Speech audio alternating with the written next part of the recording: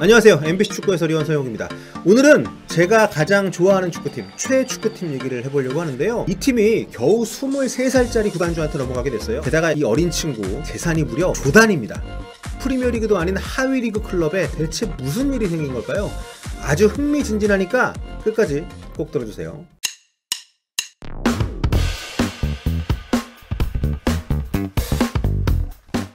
141년의 역사를 자랑하는 명문구단, 영국 북동부 지역의 최대 B클럽, 한때 대한민국의 축구스타 기성용과 지동원이 함께 몸담기도 했던 낯설지 않은 이름 아직도 모르시겠다고요? 그러면 이건 어떤가요? On the river where they used to build the boat.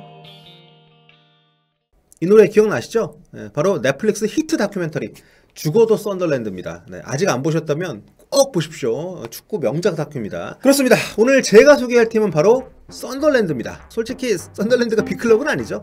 지역 라이벌인 뉴캐슬 유나이티드하고만 비교를 해도 성적으로나 규모로나 좀 밀리는 팀인 게 사실이고요.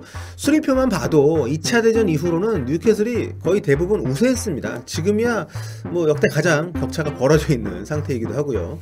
빨리 프리미어리그 복귀해서 이 타이니어 더비 다시 해야 되는데 쉬워 보이지가 않네요. 그런데 저는 왜 하필 이런 팀에 빠졌던 걸까요? 뭐 때문에 이렇게 옷까지 사 입고 썬더랜드까지 가게 된 것일지.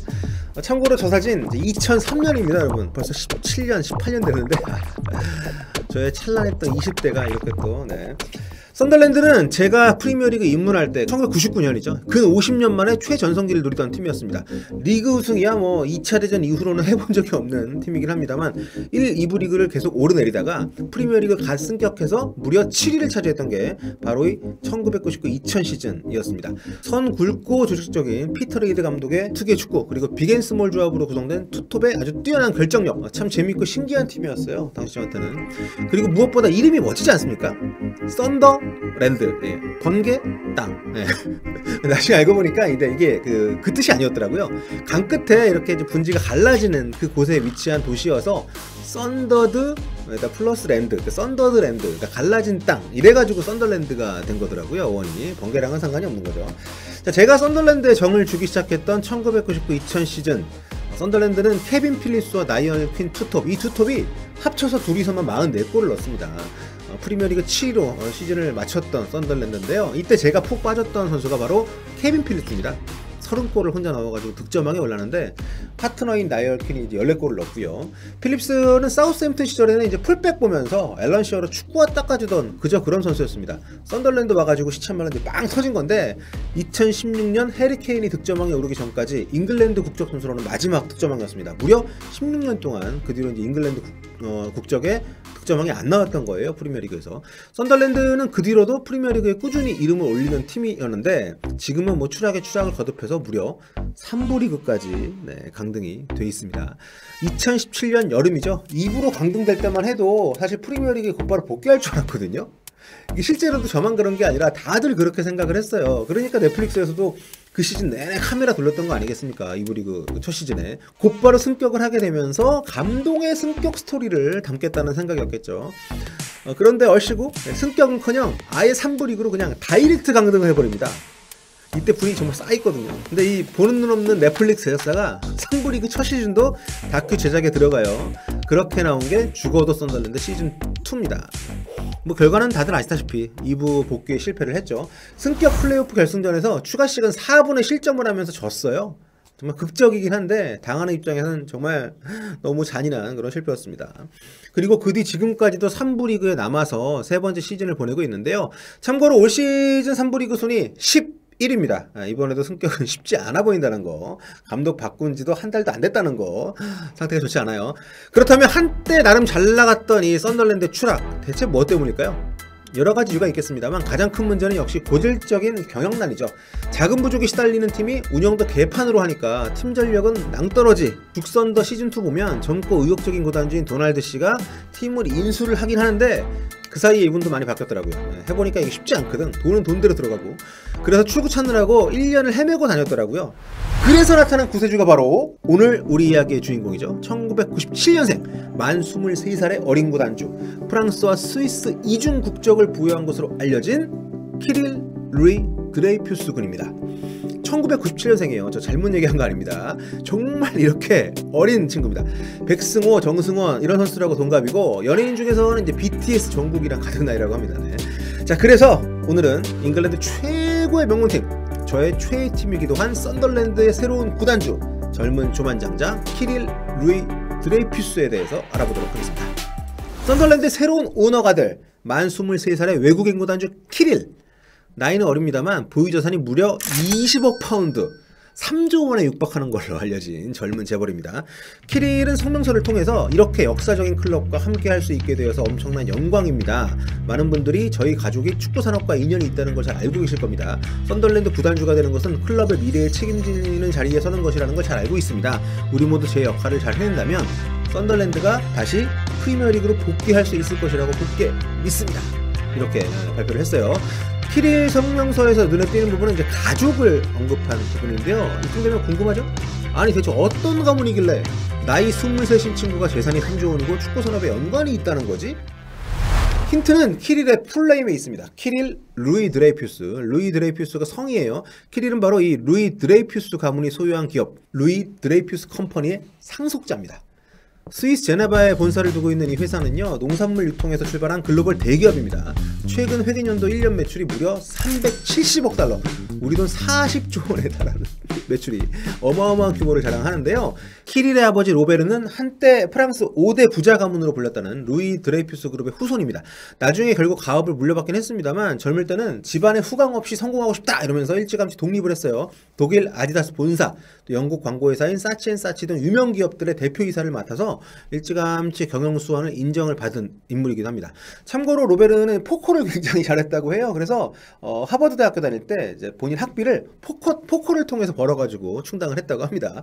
여러모로 굉장히 좀 능력도 있지만 독특한 그런 분인데, 어쩌면 아들인 키릴한테도 이런 어떤 도전 정신, 똘끼, 경영수완 뭐 이런 게 대물림 됐을 수도 있겠다는 생각이 듭니다. 하지만 키릴이 아버지 로베르로부터 물려받은 가장 인상적인 조건은 아마도 축구에 대한 관심과 애정이 아닐까 싶은데요. 키릴의 아버지 로베르 루이 드레이퓨스는 지난 1996년이죠. 프랑스 명문 구단인 올랭피크 마르세유를 사들여서 구단주 자리에 오르게 됩니다. 당시 마르세유는 이제 승부조작 파문에 휩싸여가지고 우승 커리어를 박탈당한 채 2부 리그로 강등이 됐다가 막 명예회복에 나선 상태였는데요.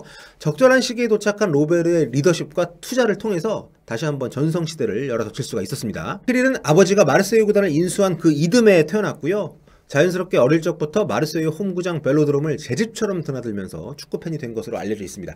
루이 드레이퓨스 가문은 지난 2016년에 이제 구단을 매각을 할 때까지 무려 20년 동안 이 클럽의 오너였는데요. 키릴은 마르세유 유니폼을 입고 경기장에 아주 자주 나타났다고 합니다. 매각한 이후에도 종종 마르세유 경기장에서 발견이 되곤 했는데요. 키릴의 가문이 마르세유와의 인연을 끝낸 것은 아버지 로베르의 사망과 연관이 있는데요. 키릴이 태어날 무렵에 이미 백혈병 진단을 받았던 아버지 로베르 회장은 지난 2009년에 세상을 떠났습니다. 당시 많은 마르세유 팬들이 아끼던 구단주의 죽음을 아쉬워했다고 하는데요. 자, 이때 자기가 가진 지분을 아내하고 자식들에게 대부분 넘기게 됩니다. 그러면서 아내의 경영권이 흔들리지 않도록 법적 조치까지 취하고 하늘나라로 갔다고 하는데요. 가족들이 아내를 밀어내거나 또 지분을 매입할 수 없게끔 99년 동안 매각을 금지하는 그런 조항을 걸어뒀다고 합니다. 그런 조항이 있는지도 처음 알았는데 대단하네요. 그렇게 러시아 출신의 아내 마르가리타는 로베르 사망 후 루이 드레이퓨스 그룹의 최고 경영자가 됩니다. 미국 경제지 포브스에 따르면요, 마르가리타가 물려받은 재산이 세금 다 떼고도 무려 40억 파운드, 약 6조 원에 달한다고 하는데요. 그 뒤로 세계 언론들은 그녀를 세계에서 가장 부유한 러시아 여성이다 이렇게 부르고 있습니다. 이 과정에서 마르세유 회장 자리도 역시 마르가리타가 맡게 되는데요. 아무래도 축구에 관심이 별로 없고 또 돈이 안 되는 사업이라는 인식이 강해서인지 별로 투자를 안 했다고 합니다. 로베르가 세상을 떠난 바로 그 다음 해 마르세유는 무려 18년 만에 리그 정상에 오르게 됩니다만 통산 10번째 우승이던 이 2009-2010 시즌이 정점이었어요. 우수한 선수들을 값싸게 처분하고 새로운 투자에 인색하게 굴면서 팀이 내리막길을 걷게 된 것이죠. 남편 로베르 시대에는 로랑블랑부터 로베르 피레스, 디디 드록바 이런 스타 선수를 과감하게 영입을 하면서 현재 유로파리그라고 할 수 있는 그 UEFA컵 결승에도 2차례나 올랐던 마르세유였죠. 하지만 그 이상은 서서히 빛을 잃기 시작을 했고요. 결국 마르가리타는 로베르 사후 7년 만에 마르세유를 전 LA 다저스 구단주인 맥코트에게 매각을 하게 됩니다. 키릴은 바로 이 마르가리타가 로베르와의 사이에서 낳은 친아들인데요. 여기에서 약간 여담이긴 합니다만 키릴 부모님 얘기 살짝 하고 넘어갈게요. 키릴의 엄마인 마르가리타는 러시아 사람입니다. 상트페테르부르크 출신이고요. 어린 나이에 부모님을 여의고 고아로 자랐다고 해요. 할아버지가 키우셨다고 하는데 모스크바 대학에서 법을 전공하고 나서 컴퓨터 회로 판매원? 네, 이렇게 일을 하고 있었다고 합니다. 그러다가 지난 1988년 쥐리히에서 런던으로 가는 비행기에서 운명적으로 로베르를 만나게 됩니다. 그리고 완전히 인생이 바뀌게 되죠. 당시 마르가리타는 26살, 이미 한 차례 이혼을 한 상태였다고 하는데요. 옆자리에 앉았던 로베르 회장은 그보다 16살이 많은 42살의 유부남이었다고 합니다. 자, 비행기 안에서 마르가리타는 로베르한테 시간을 물어봤다고 해요. 몇 시냐고. 예. 그렇게 말문을 텄고 로베르가 자기 집 애완견 사진 보여주면서 이렇게 좀 서로 말문 트고 이게 친해지기 시작을 했다고 합니다. 그리고는 곧바로 연애에 돌입을 했고요. 4년 만인 지난 1992년에 결혼을 하게 됩니다. 그리고 아들 셋 낳고 아주 금슬 좋게 잘 살았다고 하네요. 그러다가 로베르가 백혈병으로 사망을 한 뒤에 그의 뒤를 이어서 루이 드레이피스 그룹의 대표가 된 거죠. 아주 드라마틱한 라이프 아닙니까? 참고로 마르가리타는 그 뒤에 재혼은 안 했습니다만 스위스 출신의 연하의 은행가죠. 이 필립 힐데브란트하고 함께 살고 있는데요. 이분이 스위스 중앙은행 총재 출신의 아주 거물급 은행가입니다. 4년 전에는 둘 사이에 쌍둥이 딸도 나왔다고 해요. 이 힐데브란트라는 분은 지금 이제 블랙록이라고 굉장히 유명한 글로벌 자산운용회사 부회장으로 있다고 하는데 대단하신 분들입니다. 두 분 다. 자, 다시 키릴 얘기로 넘어올게요. 알고 보니 이 친구가 그냥 축구 좋아하는 척만 하는 게 아니라 진짜 찐 축덕이더라고요. 학창 시절은 이제 그 쌍둥이 동생인 모리스와 함께 싱가포르 쪽에서 보낸 걸로 알려져 있는데 만 20살이 된 지난 2017년 갑자기 영국으로 건너와서 1년 동안 리즈에서 살다가 갑니다. 왜냐하면 여기에 이제 RIASA 리아사라고 축구 아카데미하고 대학 학부 과정을 함께 이수할 수 있는 그런 학교가 있더라고요. 1년간 미국, 영국에서 함께 운영하는 그런 학부 과정인데 캐치프레이즈가 굉장히 인상적입니다. 영국식 축구에 미국식 교육. 찾아보니까 학사과정, 석사과정 다 있습니다. 1년은 영국에 머물면서 축구 배우고 실전 경기도 하게 되고요. 스포츠 경영학 공부도 하는 그런 과정이라고 하는데 잉글랜드 축구협회에서 주는 코치 자격증도 받을 수 있다고 하고 학비가 1년에 4천만 원이 넘긴 하는데 키릴 이 친구가 여기를 좀 다녔다고 하니까 이 정도면 정말 찐 축덕 아닙니까? 키릴의 이러한 축덕력은 이 썬더랜드 팬들에게 굉장히 기대감을 주고 있는 게 사실입니다. 아니 돈이 저렇게 많은 것도 고마운데 심지어 찐 축덕이야. 야, 이러면 그 팬들 입장에서는 기대를 안 할 수가 없죠. 기대감이 점점 더 커지는 데는 또 이유가 있습니다. 키릴이 최근에 프랑스 스포츠 매체죠 레키프하고 인터뷰를 했는데요. 여기서 키릴은 마르세유를 매각한 게 축구 산업이 썩은 비즈니스라고 생각을 했기 때문이라고 밝혔는데 그러면서도 썬더랜드 인수에 대해서 이런 이유를 밝혔어요. 썬더랜드는 특별합니다. 와, 이 한마디만으로도 뭔가 썬더랜드 팬들의 심금을 울리지 않습니까? 우리 지금 3부 딸인데 우리가 그래도 남들하고 다르다는 걸 알아주는 구단주가 오는구나, 뭐 이런 느낌이 들게 하는 거죠. 키릴은 썬더랜드를 선택한 이유에 대해서 애매하게 애둘러 말하거나 뭐 그저 사업 차원이라는 일반적인 구단주들하고는 상당히 달랐습니다. 이렇게 얘기를 했어요. 마르세유 시절에는 우리 팀이 홈구장 벨로드롬을 소유할 수가 없었다. 자, 그래서 많은 어려움이 있었다. 하지만 썬더랜드는 구단이 소유한 경기장이 있고 잉글랜드 내에서 이 경기장이 7번째로 큰 사이즈다. 썬더랜드 사람들의 열정은 또 마르세유를 떠오르게 한다. 3부 리그로 떨어졌음에도 아직도 프리미어리그 중간 수준의 평균 관중이 입장한다. 썬더랜드 팬이라면 환호하지 않을 수 없는 정말 멋진 멘트들이죠. 2년 전 박싱데이 때 4만 5천 명 넘는 관중이 들어왔던 팀입니다. 3부 리그 경기인데 정말 놀랍지 않습니까? 태어날 때부터 축구 구단주 가족에서 자란 모태 구단주입니다. 키릴. 인터뷰만 보면 정말 이상적인 축구 산업, 축구 비즈니스를 좀 썬더랜드에서 구현을 하기 위해서 재벌 축덕이 나선 총대를 맨 뭐 그런 느낌마저 주고 있습니다. 사실 따지고 보면 나이는 어립니다만 축구단 경영에 대해서는 뭐 귓등으로라도 들은 기간이 웬만한 축구 경영자들보다 훨씬 좀 긴 셈 아니겠어요?